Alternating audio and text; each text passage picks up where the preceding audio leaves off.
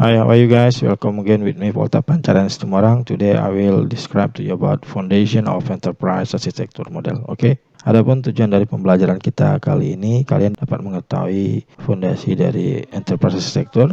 Kalian dapat mengetahui keberaneka-ragaman dari arsitektur domain. Kalian juga dapat mengetahui bagaimana enterprise arsitektur model itu, dan juga kalian dapat mengetahui bagaimana untuk membuat sebuah enterprise arsitektur di perusahaan.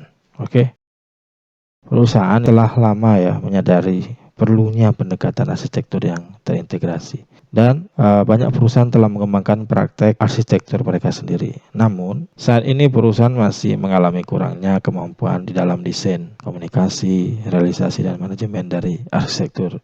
Berikut adalah kebutuhan perusahaan yang mengikuti arsitektur life cycle atau siklus hidup arsitektur. Yang pertama yaitu desain. Jadi saat mereka mendesain arsitektur, arsitek itu sebaiknya harus menggunakan kosakata yang umum dan terdefinisi dengan baik. Tujuannya untuk menghindari kesalahpahaman agar desainnya jadi jelas. Di samping bahasa yang sama, arsitek harus didukung dalam kegiatan desain dengan memberikan pedoman umum dan khusus organisasi. Baik itu standar praktek terbaik, standar gambar, dan cara lain yang membuat kualitas arsitektur menjadi lebih baik. Selanjutnya, untuk memudahkan proses desain, perusahaan membutuhkan perubahan dan pembaruan arsitektur yang berulang. Perubahan itu harus mengikuti keinginan dari perusahaan. Ya. Yang kedua yaitu komunikasi. Ya. Arsitektur dibagikan dengan berbagai pemangku kepentingan di dalam dan di luar perusahaan. Misalnya, ada kepentingan manajemen, ada kepentingan perancangan sistem ya, atau ada kepentingan dari pihak outsourcing mitra ya. Jadi untuk memfasilitasi komunikasi tentang arsitektur itu harus memvisualisasikan secara tepat aspek yang relevan untuk memenuhi kebutuhan pemangku kepentingan tadi. Jadi hal yang penting di sinilah untuk membawa kesuksesan komunikasi tentang hubungan antara berbagai pemangku kepentingan. Ya bisa saja berbagai departemen-departemen juga di perusahaan. Karena setiap perusahaan itu memiliki banyak departemen yang memiliki kebutuhan yang berbeda-beda. Jadi kita harus bisa membawa kesuksesan komunikasi dari berbagai level departemen, dari berbagai level pemangku kepentingan ya di sebuah perusahaan. Yang ketiga yaitu realisasi. Untuk mewujudkan realisasi arsitektur, harus dibuat aktivitas desain pada tingkat yang lebih rinci atau detail ya. Misalnya, desain proses bisnis secara detail, pemodelan informasi secara detail, atau pengembangan perangkat lunak secara detail yang mengikuti SDLC. Lalu, realisasi itu juga harus mengintegrasikan seluruh aktivitas desain dari setiap departemen di perusahaan. Oke. Setelah itu, change ya, atau perubahan. Jadi arsitektur seringkali mencakup sebagian besar kebutuhan setiap departemen yang semakin berubah. Oleh karena itu, perubahan arsitektur mungkin memiliki dampak yang kuat bagi bisnis dari perusahaan. Karena konsekuensi ini ya, dari perubahan ini, maka harus dilakukan perubahan itu dengan hati-hati karena hal itu sangat penting bagi perusahaan. Dalam praktek saat ini, arsitektur perusahaan itu sering terdiri dari banyak model yang berbeda-beda dan juga berbeda-beda deskripsinya. Banyak hubungan yang tidak jelas atau sama sekali tidak ada inkonsistensi dan kurangnya juga koherensi secara umum. Penyebab utama di balik sebagian besar kebutuhan yang diidentifikasi tadi adalah kompleksitas arsitektur. Ada juga penyebabnya karena relasinya ya, dan penggunaannya juga berbeda-beda dari setiap perusahaan. Jadi arsitektur ini perlu dipahami oleh seluruh pemangku kepentingan yang berbeda-beda, yang masing-masingnya pada tingkatnya sendiri-sendiri. Adapun tujuan utama dari pendekatan ini adalah untuk mengintegrasi dari berbagai macam domain arsitektur, juga menangani kompleksitas arsitektur ya, dan juga untuk memberikan wawasan bagi semua yang harus berurusan dengan arsitektur. Jadi ada banyak contoh ya tentang ini ya. Biasanya masalah integrasi ya yang sering terjadi di setiap perusahaan. Nah, masalah-masalah integrasi dari arsitektur ini dapat dengan mudah dipecahkan ya. Dengan cara apa, teman-teman? Masalah ini dipecahkan. karena setiap departemen, setiap pemangku keputusan, pemangku kepentingan, setiap unit bisnis memiliki kebutuhan mereka masing-masing, sehingga membuat sebuah arsitektur yang kompleks, yang rumit dengan berbagai macam desain. Nah, untuk memecahkan masalah ini kita bisa melakukan dengan menggunakan standar ya yang sudah ada untuk memudahkan dalam menangani masalah-masalah tersebut. Standar ini haruslah standar yang sudah diakui oleh dunia, yang memberikan kerangka kerja yang terbaik dalam penanganan masalah kompleksitas dari arsitektur ini. Jadi solusinya harus ada standar baku dan harus menggunakan standar itu, dan standar itu harus juga diakui oleh dunia ya, oleh lembaga yang ada di dunia, dan juga standar itu juga sudah terbukti berhasil diterapkan di berbagai perusahaan untuk menghadapi kompleksitas dari arsitektur itu sendiri. Nah, ini adalah contoh ya masalah dari integrasi yang tadi saya baru sebutkan. Jadi gambar ini berisi beberapa arsitektur ya. Kelima arsitektur ini dapat berupa model yang diekspresikan, ada yang dalam UML ya, atau model dari sel kerangka kerja Zahman, atau jenis apapun kombinasinya. Jadi di sini ada perusahaan yang memodelkan aplikasinya dalam bentuk UML ya, dan ada dalam bentuk proses bisnis ya. Jadi dalam kasus ini tidak jelas bagaimana konsep dalam suatu pandangan terkait dengan konsep dalam pandangan lain. Integrasi arsitektur pada perusahaan ini bermasalah karena kelima arsitektur ini dikembangkan oleh pemangku kepentingan yang berbeda dengan keprihatinan mereka sendiri-sendiri.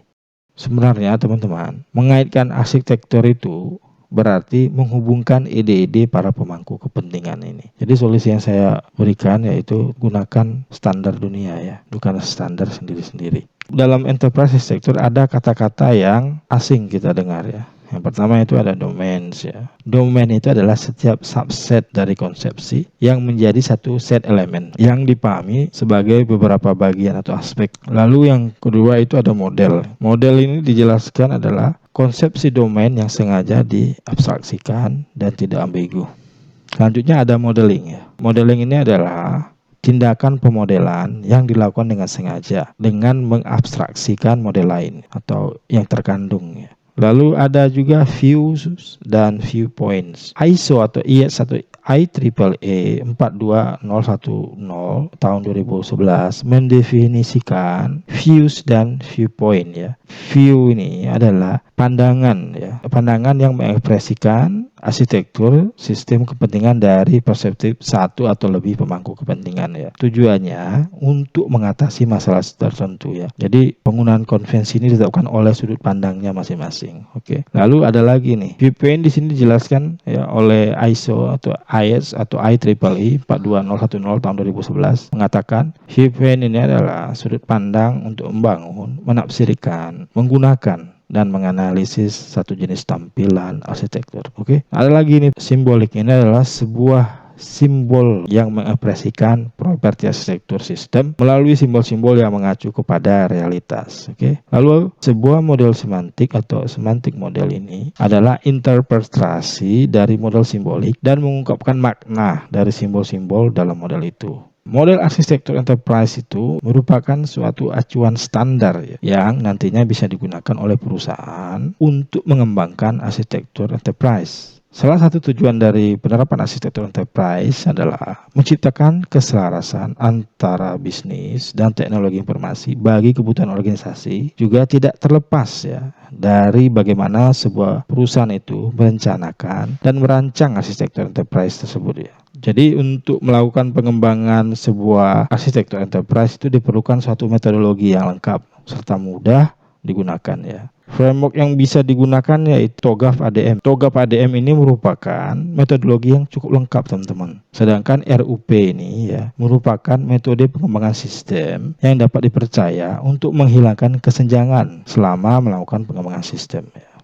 Jadi perpaduan antara TOGAF ADM dan RUP ini akan menjadi salah satu solusi untuk mengatasi kompleksitas tadi ya dari pengembangan arsitektur enterprise ya. Yang tadi kita bahas di sini kompleksitas ini dan ini.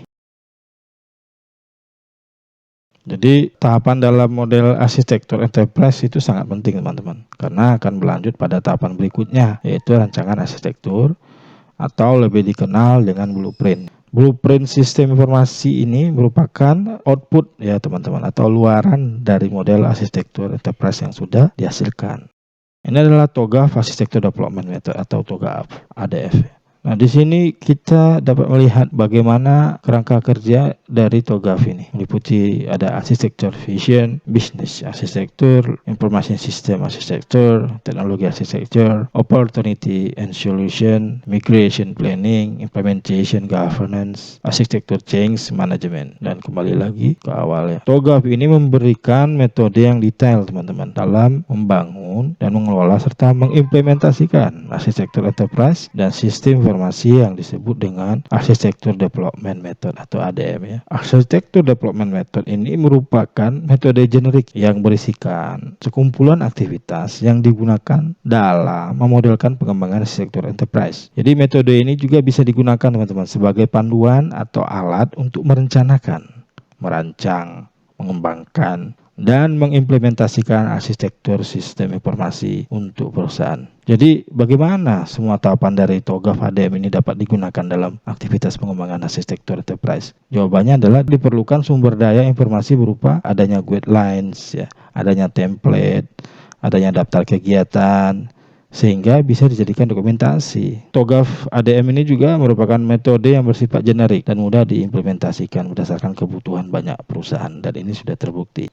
Selanjutnya RUP ya, atau Rational Unified Process. RUP ini merupakan metodologi pengembangan sistem yang berorientasi pada objek dengan menggunakan tools ya. Toolsnya yaitu Unified Model Language atau UML sebagai alat pengembangannya. RUP ini lebih mudah dalam menghasilkan desain sistem informasi yang diinginkan oleh perusahaan. Jadi adapun bentuk umum dari struktur RUP bisa dilihat pada gambar ini ya. Workflow-nya bisa dilihat di sini, ada business modeling, lalu masuk ke requirements, ada analysis and design, lalu implementation, setelah itu testing, setelah testing deployment, setelah deployment dilakukan configuration dan change management, dilanjutkan dengan project management dan environment. Jadi RUP ini digunakan sebagai metode ya yang merumuskan model arsitektur enterprise ke dalam aktivitas pengembangan sistem informasi untuk kebutuhan perusahaan ya. Nah, ini adalah kombinasi dari TOGAF dan RUP ya. Jadi RUP ini digunakan sebagai metode yang merumuskan model arsitektur enterprise ke dalam aktivitas pengembangan sistem informasi untuk kebutuhan perusahaan. Jadi dalam hal ini arsitektur sistem informasi difungsikan di dalam TOGAF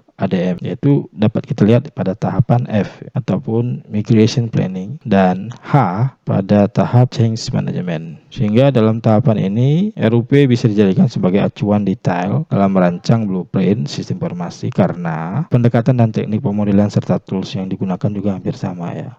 Jadi ada berbagai cara di mana kita dapat memvisualisasikan hubungan antara 4 konsep sentral perusahaan ya. Arsitektur ya, yang terdiri dari symbolic model dan semantic models ya. Nah, ini adalah gambar dari symbolic models ya, yang terdiri dari 2 entity ya. Di sini dijelaskan bahwa direktur itu bertanggung jawab pada employee. Nah, di sini ada juga gambar ya dari symbolic model. Di sini menunjukkan ya bahwa setiap direktur itu juga merupakan karyawan, teman-teman. Selain itu, model simbolik juga dapat berisi satu set tindakan atau satu set simbol tindakan. Nah, berikut ini adalah gambar model dari prinsip arsitektur dalam aktivitas pengembangan arsitektur enterprise perusahaan. Dari model ini ya, kita bisa dapat arahan yang jelas ya terhadap apa yang harus dilakukan dan apa yang akan dicapai. Jadi prinsip arsitektur enterprise ini juga bisa dijadikan sebagai rujukan ya oleh perusahaan dalam mengembangkan arsitektur enterprise perusahaan untuk mencapai visi dan misi dari perusahaan. Jadi bagaimana untuk membuat enterprise arsitektur model itu? Untuk merumuskan model arsitektur enterprise di sebuah perusahaan, terlebih dahulu yang harus dilakukan adalah mengidentifikasi fungsi bisnis internal yang ada di dalam organisasi perusahaan. Fungsi bisnis eksternal ini tidak bisa dilepaskan dari peranan dan pengaruh fungsi bisnis eksternal dari perusahaan. Fungsi bisnis eksternal itu dituangkan dalam aturan dan peraturan perusahaan. Fungsi bisnis perusahaan itu bisa dibagi atas 2 kelompok besar ya, yaitu fungsi bisnis utama dan fungsi bisnis pendukung ya. Fungsi bisnis utama dari beberapa perusahaan secara umum itu dapat diidentifikasikan sebagai aktivitas bisnis di dalam perusahaan. Contohnya adalah penerimaan karyawan, operasional perusahaan, training, penjualan, pembelian, ya, dan lain sebagainya. Sedangkan fungsi bisnis pendukung secara umum itu berisi aktivitas pendukung dalam perusahaan. Ya. Contohnya diantaranya itu manajemen aset, ya, manajemen sarana prasarana, manajemen sumber daya manusia, serta manajemen keuangan. Ya. Rumusan fungsi bisnis utama dan fungsi bisnis pendukung ya digambarkan dalam bentuk rantai nilai fungsi bisnis perusahaan ya, yang secara langsung akan menggambarkan semua aktivitas dalam perusahaan untuk mencapai tujuan rencana strategisnya. Jadi berdasarkan hal tersebut dan bagaimana efektivitas penggunaan metodologi arsitektur yang sudah jelaskan sebelumnya, serta untuk menjawab tuntutan penilaian dari pemangku kepentingan di perusahaan, maka model dari arsitektur enterprise perusahaan secara umum akan memperlihatkan semua aktivitas yang harus dilakukan ya dalam mengembangkan arsitektur perusahaan ya, mulai dari penentuan visi dan tujuan arsitektur enterprise sampai bagaimana menyusun rencana implementasi. Oke. Inilah cara untuk membuat enterprise arsitektur model. Yang kelima ini adalah menentukan aktivitas-aktivitas dari enterprise arsitektur model ya di sebuah perusahaan. Apa saja aktivitas-aktivitasnya? Yang pertama yaitu visi arsitektur atau arsitektur vision. Yang kedua, pernyataan kegiatan arsitekturnya. Arsitektur bisnis, arsitektur data, arsitektur aplikasi, arsitektur teknologi, daftar kegiatan pengembangan, dan adanya aktivitas strategi migrasi dan implementasi. Lalu ada aktivitas rencana tata kelola implementasi. Ada vision dan business uses. Lalu ada business modeling workflow ya. Lalu ada aktivitas requirement workflow. Juga ada aktivitas analysis and design workflow. Ada aktivitas implement workflow. Ada software architecture dan membuat hasil kegiatan arsitekturnya. Oke. Nah, ini adalah aktivitas dari model arsitektur enterprise perusahaan seperti terlihat pada gambar ini ya, dengan studi kasus di sebuah universitas ya. Jadi dari rancangan model enterprise arsitektur yang dibuat ini ya, kita dapat lihat ya. Yang pertama itu ada visi arsitektur. Di sini diciptakan ya, kesamaan pandangan mengenai pentingnya enterprise arsitektur untuk mencapai tujuan dari perusahaan dan dapat menentukan lingkup dari model arsitektur yang akan dikembangkan. Lalu ada pernyataan kegiatan arsitektur. Di sini didefinisikan kegiatan-kegiatan yang akan dilakukan ya, mulai dari survei, wawancara pada orang-orang yang ada dalam perusahaan yang terlibat langsung dalam fungsi utama dan fungsi pendukung yang ada di dalam perusahaan. Lalu arsitektur bisnis. Nah, di sini didefinisikan kondisi awal arsitektur bisnis perusahaan berdasarkan fungsi bisnis yang ada pada saat ini. Lalu mengidentifikasikan secara detail dari masing-masing fungsi bisnis dan subfungsinya, sehingga nantinya akan dimodelkan dengan pemodelan bisnis di RUP. Lalu ada arsitektur data ya. Nah, di sini didefinisikan semua entitas data yang dibutuhkan dalam bisnis dan fungsi bisnis ya. Mulai dari data mahasiswa ya, contohnya karena studi case di sini universitas. Mulai dari data dosen ya, kurikulum, anggaran, realisasi anggaran ya, sumber daya manusia, data aset dan data prasarana ya, dan data-data lainnya di sini. Lalu ada arsitektur aplikasi. Di arsitektur aplikasi ini didefinisikanlah kondisi awal aplikasi yang digunakan pada saat ini. Oke, jadi di sini dilihat kesesuaian aplikasi dengan fungsi bisnis yang ada dan juga dilihat sejauh mana peranan aplikasi terhadap fungsi bisnis yang ada, dan di sini dilihat alternatif dalam pengembangan aplikasi yang sesuai dengan kebutuhan saat ini, khususnya kebutuhan perusahaan ya. Nah, tahapan ini akan digambarkan secara detail di RUP. Oke, lanjut ke arsitektur teknologi. Nah, di sini nanti akan dibangun arsitektur teknologi yang diinginkan.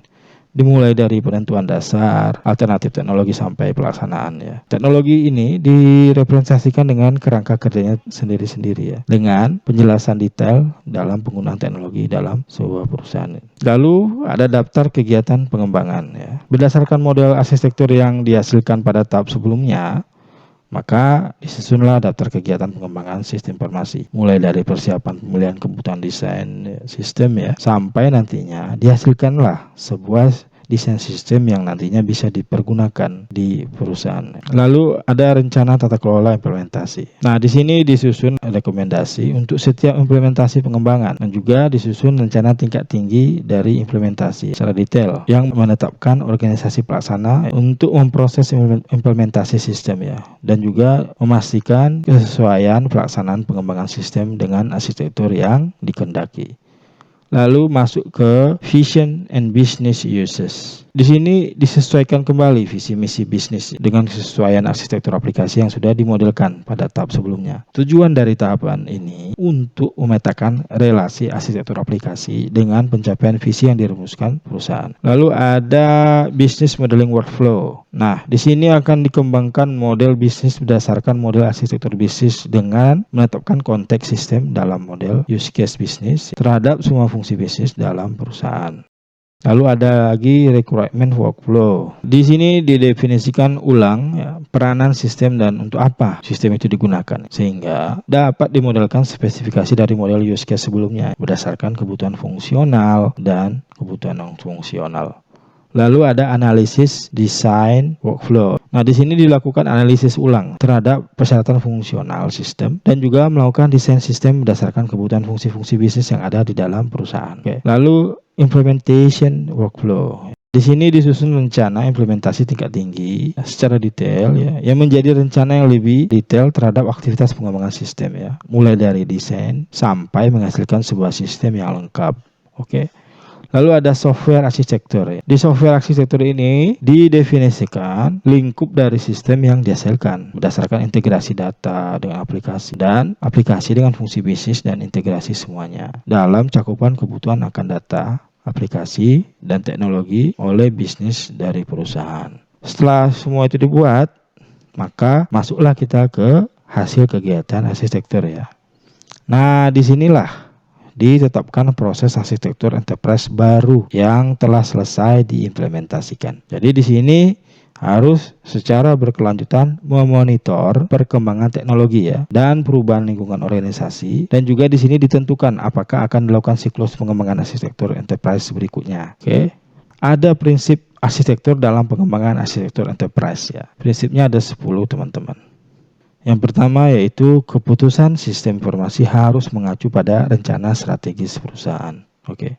Prinsip yang kedua itu harus menggunakan open standar apabila memungkinkan untuk melakukan hal tersebut. Salah satunya dengan menerapkan technical reference model. Lalu sistem itu yang dibuat ya tidak tergantung platform dan dapat diakses secara global ya. Bisa jadi web based ya.